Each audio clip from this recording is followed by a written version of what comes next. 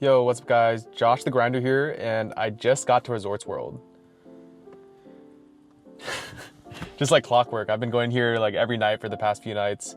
Had a massive winning session yesterday, and today I actually just went over to my coach Arrow Poker's house, and we had a coaching session. So we're just going over how my progress has been. Currently on another sun run, 6 wins in a row, and yeah, it was just great getting his feedback. There's actually a lot of spots I misplayed that I didn't realize I did. So yeah, it's always great talking with someone who's a 2-5 crusher, just because he's a pro, right? He's a professional poker player, has been for the last 16 years. So just getting his insights into my decision-making process and how I played my hands has been immensely helpful for this grinder's journey. Yeah, I think for today's session, I just want to make sure I don't start in the hole. Like, even though I had a massive win yesterday, I felt like I still started in the hole. So yeah, looking to avoid that. And aside from that, just play some good poker. Obviously, I want to try to book like 7 wins in a row, but more focus on just like the decision making and making positive EV plays. Apparently, the massages are not a positive EV play because you just pay like $120 per. You pay basically for a massage. You basically pay $120 per hour for a massage that isn't the best. Versus if you go to Chinatown, it's a lot cheaper. So yeah, that's what my coach said. But aside from that, gonna just grind a probably quick session today, just because I'm a little tired, didn't get much sleep last night. So yeah, just wanted to shoot a clip as a quick intro before I head on in. In this first hand of the session, I look down at ace nine of hearts in the cutoff, so when the action folds over to me, I open for $15. Only my friend in the big blind, who's a grinder, defends and makes the call. The flop comes 9 queen 2 with the spade draw on board, so even though I have a piece of it, I don't feel too good about my hand, so the action goes check check. The turn is a 6 of diamond, not really changing too much, so when my opponent checks to me, I'm pretty confident he doesn't have a queen here, so I go ahead and bet $15 to start building the pot, and he makes the call. The river is another 9, however, it puts the flush draw on board, so when my opponent checks to me, I go for a value sizing of $25, planning to fold to any raise, and he goes ahead and makes the call. I'm not sure if I played this properly. I feel like whenever I play against people I know or my friends, I tend to not be as aggressive, but perhaps in this spot, since he is a pro, got paid the maximum, versus if I tried a bluffy sizing on the river bet such as an overbet, it might have not gotten paid off by him, but perhaps could have got paid off by a weaker player. So happy with how I played here, even though in the moment I felt like I missed out on value since he did call on the river, but I think that's just hindsight 2020. In this next hand, hijack limps for $3, the cutoff bumps it up to $15, and I'm on the button and I look down at pocket 8s. I go ahead and make the call, and so does the limper. The flop comes 4-2-3 rainbow. When the hijack checks and the cutoff bets $45, I go ahead and make the call with my overpair. The hijack folds and gets out of the way. The turn is exactly what we want, which is an 8 of hearts, so still rainbow, and we have top set. So when the cutoff slows down and checks over to me, I put out a bet of $100, which is almost a pot size bet, around 80% of the pot, and the cutoff folds. In hindsight, I think I bet way too much on the turn. Since let's say he had an ace, I think he probably could have made a call with a smaller sizing. However, I feel like it's also one of those things where I just want to take the pot down. So maybe I could have gone with a 1/3 to half pot bet here instead of a near pot size bet. But regardless, happy to take the pot down. In this next hand, I have the button straddle on, and there's 3 limpers. So when I look down at 10-9 offsuit on the button, I go ahead and just check my option. Flop comes 10-7-9 with the diamond draw on board. So the first 2 players check, the cutoff bet's $10. I min raise the $20 to build the pot. The low jack, who was a maniac type of player, he bumps it up to $70. The cutoff gets out of the way, and I go ahead and make the call. The turn is now a king of spades, not really changing too much unless he had like jack queen of diamonds. Now the low jack maniac guy goes all in for $480, and in a normal situation, this is just a snap fold because I'm probably beat by a straight. Worst case, I'm flipping against a flush draw. But this guy has been shoving every single hand almost. Like, he was very shove happy. So I tank for the longest time here, thinking about what he has. It just didn't really make much sense. I felt like he could have been shoving like just a naked king here. That reason, I actually do make a call here. And then the river comes a 6 of spades, which is relatively safe. And then he tables for the same hand as me, essentially. So we chop it up. I know this probably seems like a very bad call on the surface, but I just felt like versus this player type, he was shoving way too frequently and playing way too many hands that I just felt like I was too strong to fold here. But I definitely could have found the fold button versus a different player type. However, an all-in overbet shove also screams flush draw because it wants fold equity. So yeah, we take this pot down in the sense that we don't lose it. And I think I end up profiting due to the chop. So in this one, I'm under the gun and I look down at pocket nines. So I go ahead and bump it up to $15. The button, who's the maniac guy from the last hand, as well as the big blind, both make the call. The flop comes ace, 9, 8, rainbow. So with middle set, I actually go ahead and check here just to be a bit more deceptive with my middle set, and the action checks around. In hindsight, I should have bet here just to build the pot, and also middle set as well as bottom set on a pretty wet board texture is very vulnerable. The turn is a king of spades, so now the big blind leads for $25, and I go ahead and make the call here, and then the button, who's the maniac guy, raises to $100, and I go ahead and just flat call, hoping that he continues on the river.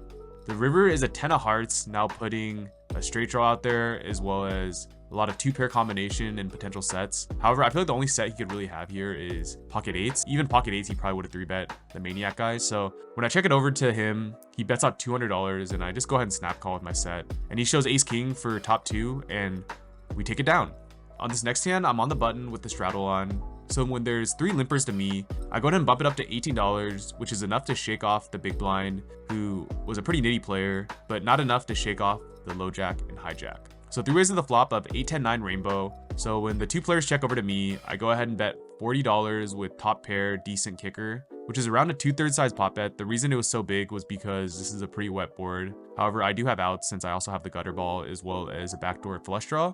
And only the low jack, who's the maniac player from the previous 2 hands, makes the call. The turn is a 2 of hearts, now improving me to a flush draw. So when the low jack donks into me for $70, I go ahead and just put him all in for $210, and he makes the call. The river is a 10 of diamonds, giving me trips, and when I show my hand, no idea what he had. Perhaps he had 2 pair, or he also had a flush draw, but nonetheless, super happy to take this pot down. All right, in this next hand, we have the button straddle on again. Pretty much every hand here is like button straddle, but basically there's 3 callers to my button straddle, and then I go ahead and bump it up to $21 when I look down at ace jack offsuit, and this is not enough as everyone comes along. The flop comes 4-8 jack with 2 diamonds on board. So when the cutoff bets $20 into us, my intuition is he's trying to buy a cheap flush draw. So I go ahead and bump it up to $60. The low jack folds. The hijack now cold calls, which is the maniac guy. And then the cutoff, who bet $20, actually gets out of the way. So perhaps he was on a weak pair. The turn is a 3 of hearts, which doesn't really change anything unless he has pocket 3s or 4-3 suited. So when the hijack checks over to me, I go ahead and bet $120, which is a little over half pot, and he goes ahead and gets out of the way. The reason I took my line here is because in the moment I felt like if the person had a flush draw, I wanted to charge him the maximum. However, in hindsight, I probably could have gone a little bigger on the turn, just because a half pot bet is still giving him like a decent price versus like a close to pot size bet. But obviously, you know, in the moment I felt like this play was good. So yeah, we take another pot down against the maniac. So here I look down at king jack suited under the gun and bump it up to $15. The low jack, hijack, button, and small blind all make the call. No respect. But then the big blind all of a sudden bumps it up to $60, and I go ahead and make the call as well as the small blind. One side note is the small blind was playing a lot of hands. I think he might have been tilted, or I don't know what was going on, but he came in with a big stack when he table changed, and then he was down to a small stack. So assuming he was tilted because his VPIP was super high. So just one thing to note here. The flop comes 5 king 3. So we flop top pair decent kicker. The small blind checks, big blind bets $100, and we both come along. The turn is a 5 of diamonds, which shouldn't change much. So when the action checks over to me, I bet $200, which is enough for the small blind to go all in for less, for around $130, and the big blind original 3-better gets out of the way. The river is another 5, so I table my hand thinking it's good. Then the small blind shows 10-5 suited for quads. So yeah, we lose this one, and it kind of sucked because we were running well, then we ran into quads and lost a pretty sizable pot. In hindsight, I feel like the king jack suited, I'm not sure if I should make a call here, especially to the large 3-bet, which was 4x my raise, but my logic was there was already so much money in the middle that I felt like king jack suited flops pretty well multi-way, so that's why I made the call. But in hindsight, if I stuck to more of a GTO range, I'm pretty sure that's a fold there, and yeah, I wouldn't have ran into the quads if I made the fold.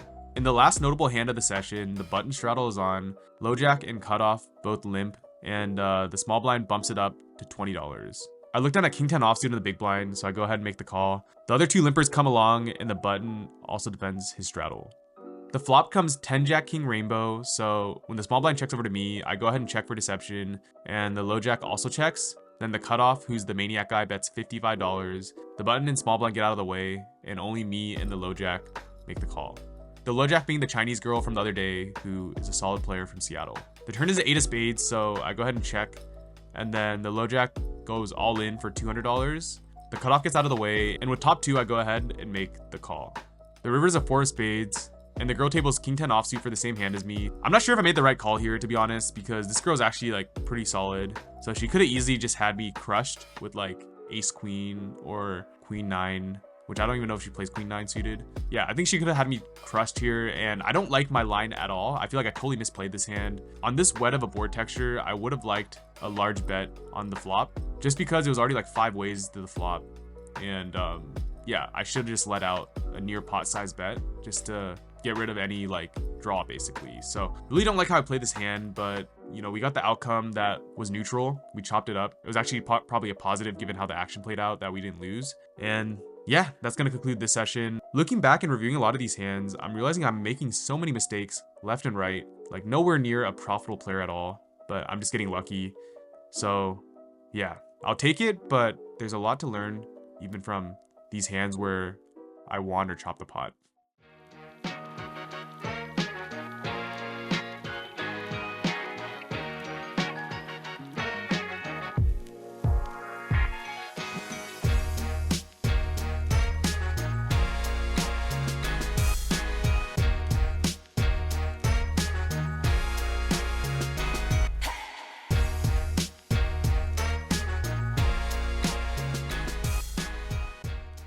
Yo, what's up guys? So we just wrapped up our session here at Resorts World. Win number 7 in a row. We got it, boys. It was actually a really great session. Like there was one guy that was just very splashy, really good for the game. The best way I could say is as soon as this guy left, the whole table broke basically. One guy literally just got up and left right when this guy left. But yeah, super happy with how things went. I feel like in the beginning I started off a little slow. I went up and then dipped and then went up massive. Then lost a massive pot where I called a 3-bet with king jack suited. You guys will see the hand, right? And the guy had quads. I think this guy was just tilted or bored, or I don't know why he was in the hand, but was able to recover a little bit, and overall was up like $300 something. I'll pop the numbers on the screen. Very happy with the results. I think for me, I'm just looking to grind out win after win, see how many wins I can get in a row, and then yeah, I got some food with one of my poker friends now, Mark. Shout out Mark if you see this. Went to Signs Out Buns Out, and yeah, he's been playing for 23 years, and I was just asking him like about his strategy and like which kind of players, you know, crush it. Talking about how his bet sizing is a lot bigger, and he explained like to beat the rake, he just tries to get involved in bigger pots or like take it down pre-flop. So it's great to make friends while playing poker. I think, yeah, obviously we're all trying to, you know, make some money, get better at the game, but I feel like you don't want to be one of those misregs or like super like unpleasant people to be around, just because at the end of the day you're folding most of the time anyways, right? So you might as well just be fun to play with. And yeah, right now it's 6:30 a.m. so I'm gonna go head back and go to sleep, but stay tuned for the series. Let's see if we can make it win number 8 probably tomorrow night. So with that, I'm gonna wrap this vlog up, and I'll see you guys in the next one.